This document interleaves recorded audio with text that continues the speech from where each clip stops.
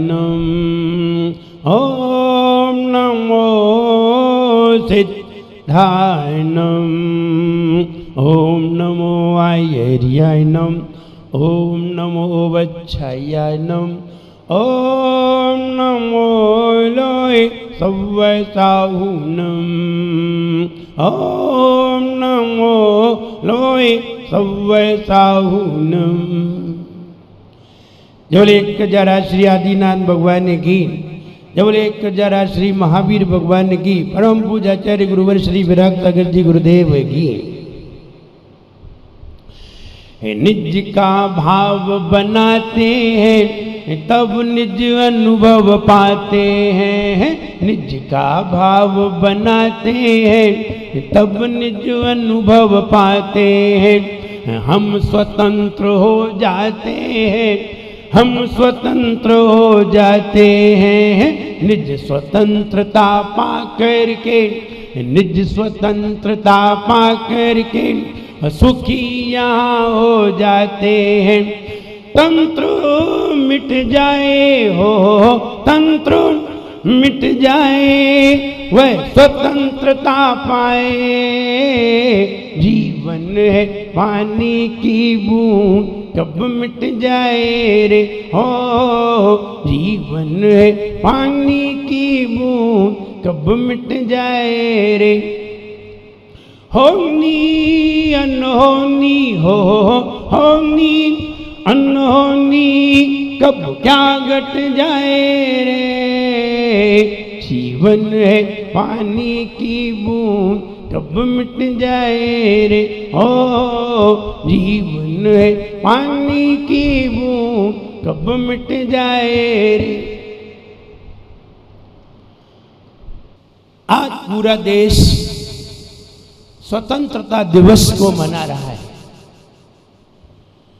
72वीं स्वतंत्रता दिवस पर पूरा देश प्रसन्न नजर आ रहा है, खुश नजर आ रहा है। चारों तरफ खुशियां दिखाई दे रही हैं। और क्यों ना हो, क्योंकि हम, हमारा देश और हम दोनों ही स्वतंत्र हुए हैं। 15 अगस्त के दिन 1947 में हम और हमारा देश दोनों ही आज़ाद हुए, दोनों ही गुलामियत से मुक्त हुए थे। आज के दिन हम उन लोगों को जरूर स्मरण करें जिन्होंने अपना बलिदान देकर, अपनी पूरी ताकत लगाकर दुश्मनों के छत्ते छुड़ाए और दुश्मनों को अपने देश से बाहर निकाला। अगर वो दुश्मन आज देश में होते, ना हम धर्म कर पाते, ना हम भगवान की आराधना कर पाते, भगवान की आराधना करने में भी स्वतंत्र नहीं हो पाते, ना हम स्वतंत्रता से घूम पाते, ना हम स्वतंत्रता से कोई कार्य कर पाते। हम परतंत्र ही होते। जैसे जैसे आज तक कश्मीर और लद्दाख ये परतंत्रता में जिए। 1947 में स्वतंत्र होने के बाद भी आज तक ये परतंत्र अवस्था में जिए। इनको परतंत्र बनाने वाला कोई और नहीं था, उनके ही राज्य का कोई शासक था। आज बड़ी खुशी की बात है जब हमारे देश के माननीय प्रधानमंत्री, हमारे देश के माननीय गृह मंत्री अमित जी शाह और नरेंद्र जी मोदी, इन्होंने अपने पुरुषार्थ के बल पर जैसा सोचा था कि हमारे देश में सभी लोग आज़ादी से रहें, हमारे देश में सभी लोग स्वतंत्रता का महसूस करें, स्वतंत्रता को अपने जीवन में महसूस करें, ऐसा उनके मन में जो विचार था। देश की स्वतंत्रता 15 अगस्त आने के पहले ही उन्होंने लद्दाख जैसे राज्य को और कश्मीर जैसे राज्य को परतंत्रता से मुक्त करा दिया और स्वतंत्रता दिला दी। लगता है उस राज्य में 15 अगस्त 6 अगस्त को ही आ गया। और सही मायने में वो अपने राज्य में स्वतंत्र हुए, तो अब उन्हें लगता होगा कि हमारा पूरा देश स्वतंत्र है। अभी तक वो स्वयं ही परतंत्रता में थे, न कहीं बाहर जा सकते थे, न कोई बाहर का आने वाला वहाँ नौकरी कर सकता था, न कोई बाहर का आने वाला वहाँ कंपनी का इन्वेस्टमेंट कर सकता था। सब परतंत्रताएं थी। इस कारण वो देश भी गरीबी महसूस कर रहा था। सारे युवा बेरोजगारी महसूस कर रहे थे और उस बेरोजगारी के कारण वे युवा आतंक का सहारा ले लेते थे और वहाँ से आतंक पनपता था। लेकिन माननीय प्रधानमंत्री ने और गृह मंत्री ने ऐसा आयोजन किया जिसके माध्यम से वो देश का स्वर्ग भी, भारत देश का स्वर्ग कहा जाने वाला एक छोटा सा टुकड़ा भी अब स्वतंत्र हो गया। अब पूरा देश ही स्वतंत्र है। और जब पूरा देश स्वतंत्र है, इस स्वतंत्रता में हम सब कुछ कर सकते हैं और हर व्यक्ति चाहता है, मानव का अधिकार है कि हम सभी स्वतंत्रता में जिए। हमें परतंत्रता किसी की भी पसंद नहीं है। हमारे परिवार में कोई व्यक्ति अपना राज्य चलाना चाहे तो कोई भी पसंद नहीं करता, चाहे वो मेरे माता पिता ही क्यों ना हो। मेरे माता पिता भी अगर अपना कानून चलाते हैं तो सभी को ये कानून पसंद नहीं आता। जब मेरे परिवार में, मेरे ही परिवार में हम स्वतंत्रता से अपना कानून नहीं चला सकते तो किसी राज्य में, किसी देश में अपना कानून कैसे चलाया जा सकता है। इसलिए हम घर में भी स्वतंत्र रहना चाहते हैं। स्वतंत्र रहने में ही व्यक्ति को आनंद प्राप्त होता है। स्वतंत्र रहने में ही व्यक्ति धर्म कर सकता है। स्वतंत्र रहने में ही व्यक्ति अपना स्वतंत्र चिंतन कर सकता है। और जो व्यक्ति स्वतंत्र हो सकता है वही स्वतंत्रता को पा सकता है। हमारा देश आज के दिन स्वतंत्र हुआ और देश के हर नगर में, हर जिले में, हर गांव में, हर स्कूल में और हर एक हॉस्पिटल में, हर एक सरकारी स्थान पर तिरंगा लहराया जाएगा। ये तिरंगा पहचान है। तिरंगे में 3 रंग हैं। ये 3 रंग देश की स्वतंत्रता की पहचान है। और पहचान ही नहीं, ये हमारे देश की जान है। जब भी सीमा पर युद्ध हुआ तब वो तिरंगा ही, उस तिरंगे ने ही तिरंगे ने ही सैनिकों में जान फूंकी। और उस तिरंगा को गाड़ने के लिए, तिरंगा को सीमा पर ले जाने के लिए कई सैनिकों ने अपनी कुर्बानी दे दी, लेकिन तिरंगे को नीचे नहीं गिरने दिया। बस हम यही कहना चाहते हैं, उसमें 3 रंग हैं। 3 रंग के ध्वज से हमारे देश की स्वतंत्रता की पहचान होती है। लेकिन 3 रत्नों से, सम्यक दर्शन, सम्यक ज्ञान और सम्यक चारित्र, 3 रत्न से हमारे भारतीय दिगंबर साधु की पहचान होती है। 3 रंगों के ध्वज से देश की पहचान होती है और 3 रत्नों से हमारे दिगंबर संत की पहचान होती है। 3 रत्नों के बल पर वो सारे रत्नों को प्राप्त कर लेता है और तिरंगा लहरा कर वो देश की स्वतंत्रता को बता देता है। यही दोनों का कॉम्बिनेशन बैठता है। तिरंगे ध्वज पर एक गोल चक्र बना होता है, उसमें 24 खंड होते हैं। विचार करिए, 24 खंड उसमें बनाए गए हैं। लेकिन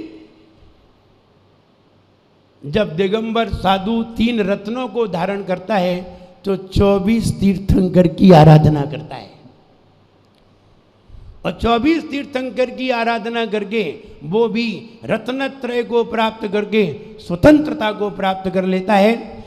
ये कहें सैनिक और संत में कोई अंतर नहीं होता। सैनिक और संत एक ही राशि में है और दोनों का काम ही एक है। बस अंतर इतना है, सैनिक शस्त्र के आधार से देश की सीमा पर खड़े होकर देश की सुरक्षा करता है।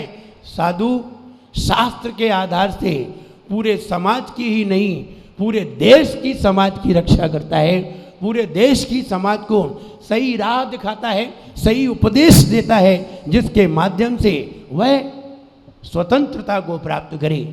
आज 15 अगस्त है, हम सभी 15 अगस्त को 15 अगस्त की तरह केवल ध्वज लहराकर अपने आप को स्वतंत्र न समझें, हम आज के दिन को त्योहार समझें, क्योंकि आज का दिन अगर नहीं आता, परतंत्रता की अवस्था में कभी भी इस भारत की धरा पर, उत्तर भारत की धरा पर दिगंबर साधुओं का आवागमन नहीं हुआ, लेकिन जब देश स्वतंत्र हो गया तब हमारी धरा पर दिगंबर साधुओं का आवागमन हुआ। कई साधु हमारे नगर में उत्पन्न हुए और कई साधुओं ने समाज को सही राह दिखाई, और समाज को ही नहीं पूरी देश को राह दिखाई, पूरे देश को राह दिखाकर उन्हें सही मार्ग पर लगाया। और देश का कानून भी इसलिए है,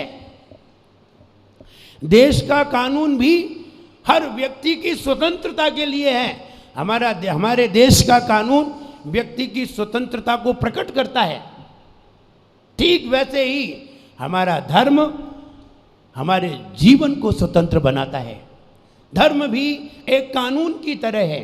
धर्म में भी कई रूल्स हैं, कई नियम हैं। जैसे कानून के कई रूल्स होते हैं, कोई व्यक्ति कोई अपराध कर देता है तो कानून अपनी धारा के तहत उसे सजा देता है। ऐसे ही धर्म भी एक अपना कानून रखता है, एक सिद्धांत रखता है।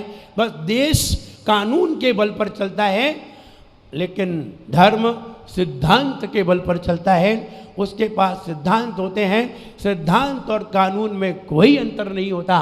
बस अंतर इतना है, जब समाज बनाती है तो वो एक परिपाटी कही जाती है, देश के नेता वरिष्ठ लोग बनाते हैं तो वो कानून कहा जाता है, और जब कोई संत कोई नियम बनाता है तो वो सिद्धांत कहा जाता है।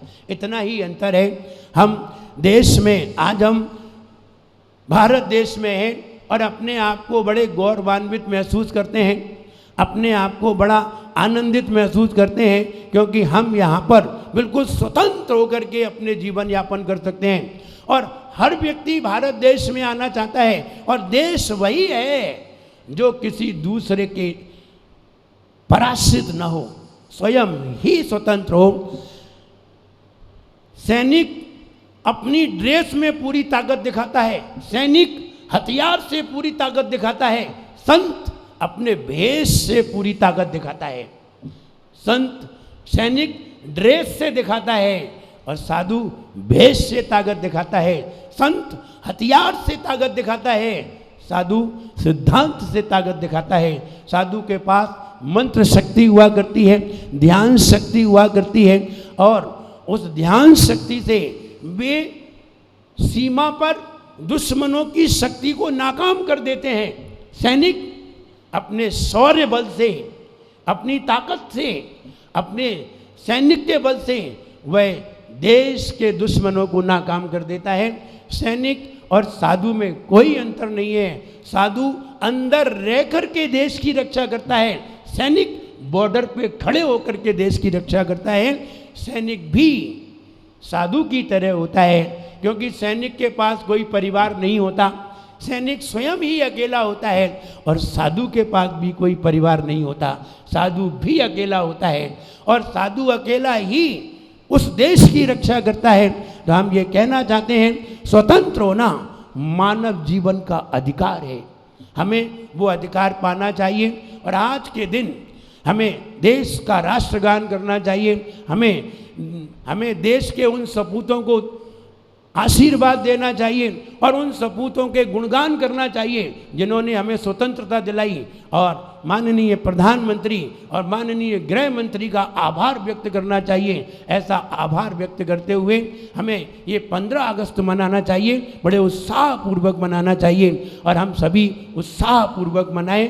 मेरा पूरे देश के लिए, देश के सभी वरिष्ठ नेताओं के लिए और देश के सभी रक्षकों के लिए, सैनिकों के लिए मेरा खूब आशीर्वाद है। सब लोग खुश रहें और अपने देश की मजबूती से रक्षा करें। जय बोलिए महावीर भगवान की।